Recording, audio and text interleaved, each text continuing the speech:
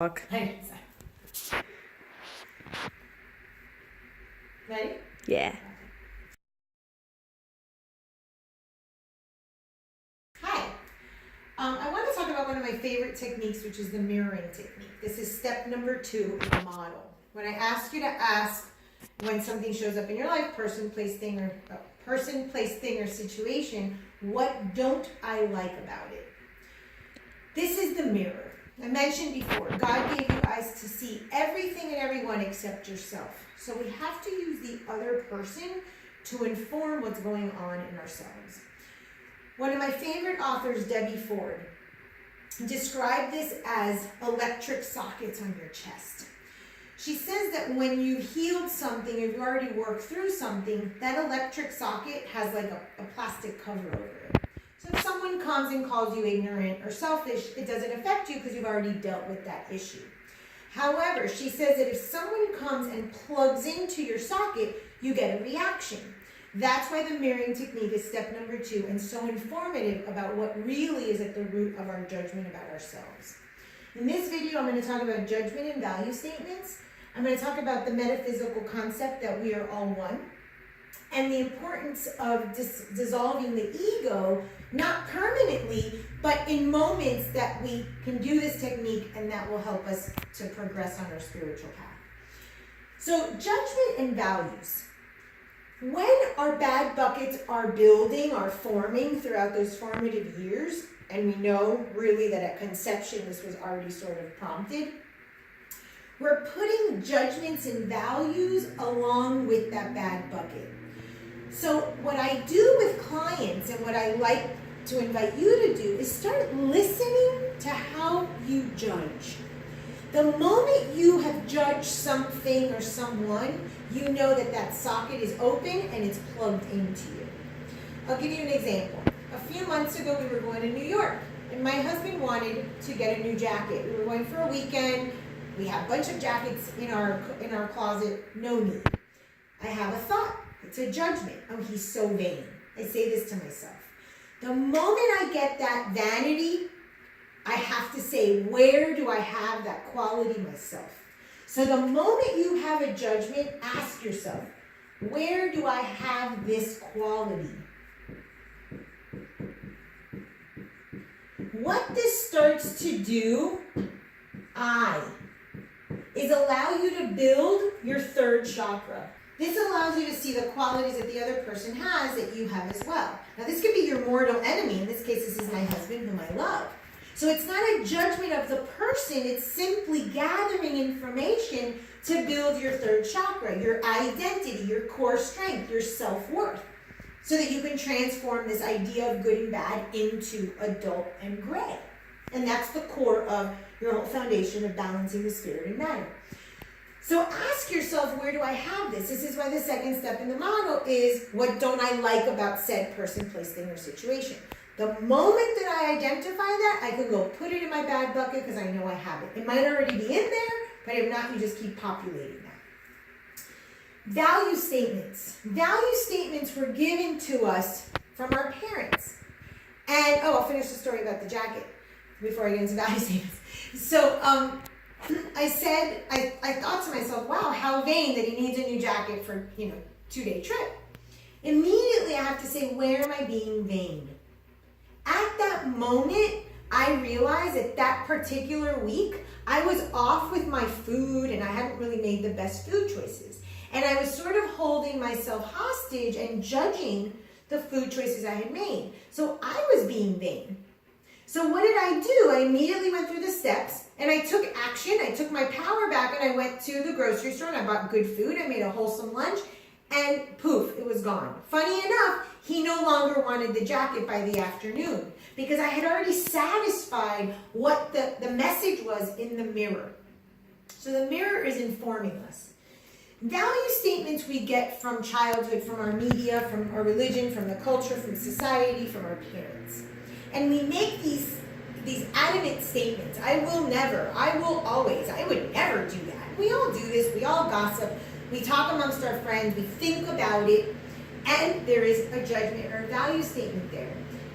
when I hear clients, one of the reasons why I record sessions for clients so they can hear how their child speaks, when we connect to a value statement like I'm so stupid or oh my God, I'm so gross. These are value statements and are linked directly to our bad bucket and judgment about ourselves. So when you hear you're saying I'm so gross, I'm so stupid, you might think that it's minimal. It's not. I have a concept that is the acorn. We know that the acorn has all of the material in it to make a huge oak tree. There is no big deal or small deal in our life. Every single thing is the oak tree. Because even if it's as small as the acorn, it already has the information of the oak tree. That's why in this model, whether you talk about the traffic jam or the drama of your life, acorn, oak tree, same material.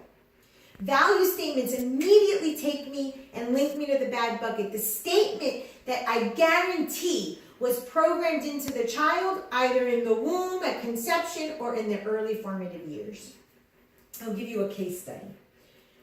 There's a metaphysical concept called we are all one. All of the religious, spiritual traditions buy into this concept, meaning there is no other. This is a very important component of the subconscious. The subconscious thinks that we are in the present moment at all times. So at 3 years old, you had a car accident, your subconscious believes that you are still 3 years old and anything that resembles that car accident and the emotion, the unprocessed feeling, takes you back. That is why this idea of the other doesn't exist. Because at any moment, the subconscious understands that I am you and you are me. Everything is in the present moment. So in spiritual literature, when we get closer and closer and closer to dissolving the ego, we start seeing that everybody is one, and therefore our heart chakra or our compassion grows. And that's why Buddha is God of compassion, and Jesus promotes compassion and love. These are what they preached because they were literally dissolving the ego and living from their heart chakra. But not after they made failures and attempts, honored their desires, and built their identity and their strength up, and then they could give back. And that's what we have to do. When we can connect to the other person, understanding they are simply there because they are just like us, one, then we can understand that the other person, doesn't mean you have to like the person. It could be your mortal enemy. Never look at that person again. But use them to inform yourself of your psyche and of your bad bucket and what you need to do. It's okay to have enemies. That's not a big deal. But use the information so that you can totally say, wow, I can use this information to change and become more self-accepting. The dissolution of ego. As we advance in our spiritual path, I used to think this was my last lifetime, or at least prayed about it. And I would have a joke that I was going to get rid of this. My body was the evil mortal enemy that I needed to rid myself of. Until I learned that it's just a loyal friend and the map of my psyche. Now, I'm assuming I'm going to come back at 10 million lifetimes. I'm nowhere near done, and I'm okay with that. And one of the things that happens for spiritual aspirants is this idea that the ego is bad and the ego is bad. Here we are, an idea are in the heavens. We haven't incarnated yet. We incarnate and we create an ego. I'm going to use a symbol for Saturn and for Mars. Both in astrology have relevance, but these are just symbols. You can say ego. This ego is necessary, just like your skin is necessary, just like you living in your own home is necessary, because it creates a boundary, and boundaries are safe. However, the ego gone awry is when we think we're better than other people, when we have power struggles with other people, when we're rude and violent, and we invade another person's boundaries. That's when the ego goes awry, and that's when we want to try to work that and calm it down. We'll talk more about the ego in subsequent videos. What does this technique do for the dissolution of the ego? What this technique allows is for in the moment that you can simply ask yourself, Where do I have this? You can see the other person as you. You can live in the moment of we are all one. At that moment, you have an awareness of the spiritual laws. And at that moment, you can dissolve the ego. Immediately, 2 seconds later, you're going to go back to your normal crazy self. But in that moment, you caught a glimpse of what it means to be all one. To really live in the 4th chakra. To really be compassionate and love the other. It is only through your own awareness of self, your own flaws, your own animal nature, that you will be able to learn self-acceptance and then move into the 4th chakra and actually have compassion for the other person.